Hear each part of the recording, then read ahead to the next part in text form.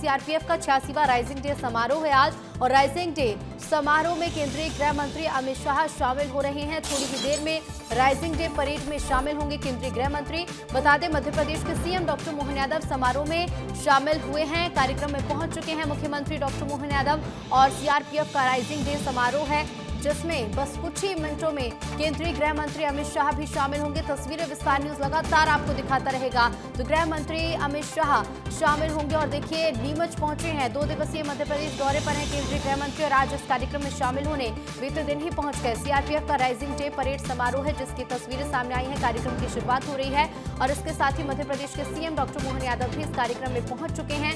अब कुछ ही देर में गृह मंत्री अमित शाह इस कार्यक्रम में शामिल होंगे। बस कुछ ही मिनटों का समय बचा है जब केंद्रीय गृह मंत्री अमित शाह भी कार्यक्रम में मौजूद रहेंगे।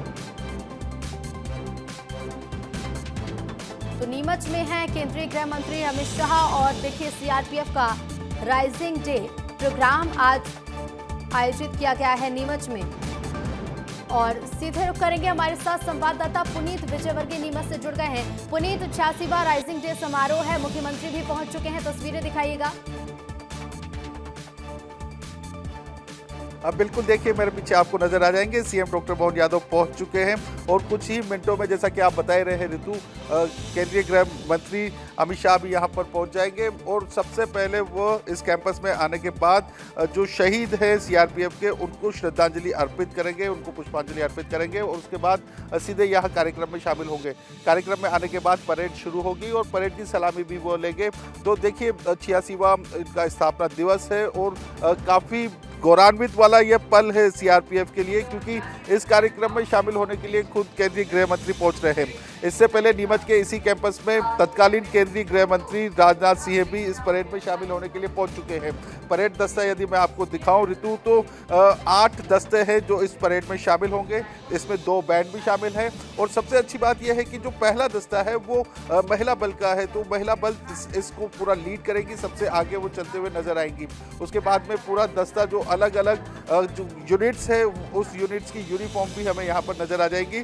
जो केंद्रीय रिजर्व पुलिस बल है इसकी कुल 247 बटालियन है जिसमें लगभग 3.5 लाख सैनिक हैं। तो ये वो लोग हैं जो देश की आंतरिक सुरक्षा करते हैं।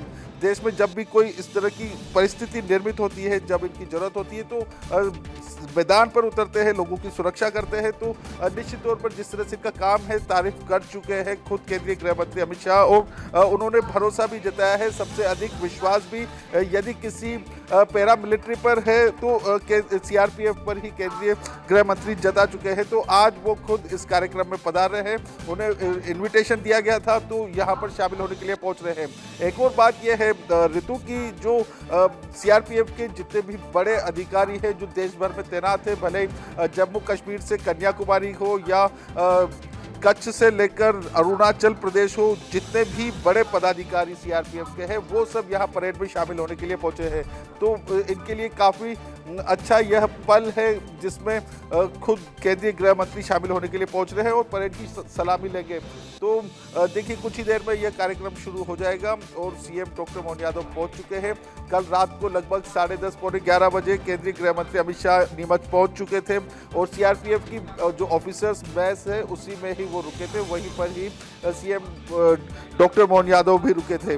और इसके अलावा यदि बात की जाए तो जो नीमच की प्रभारी मंत्री है निर्मला भूरिया वो भी यहाँ पहुंच चुकी है, जो यहाँ के सांसद है विधायक है वो भी इस कार्यक्रम में शामिल हुए हैं। बिल्कुल तस्वीरें पहुंचाते रहेगा पुनीत क्योंकि कुछ ही मिनटों का समय बचा है जब गृह मंत्री भी इस कार्यक्रम में दिखाई देंगे। आप फिलहाल शुक्रिया आपका ये तस्वीरें पहुंचाने के लिए।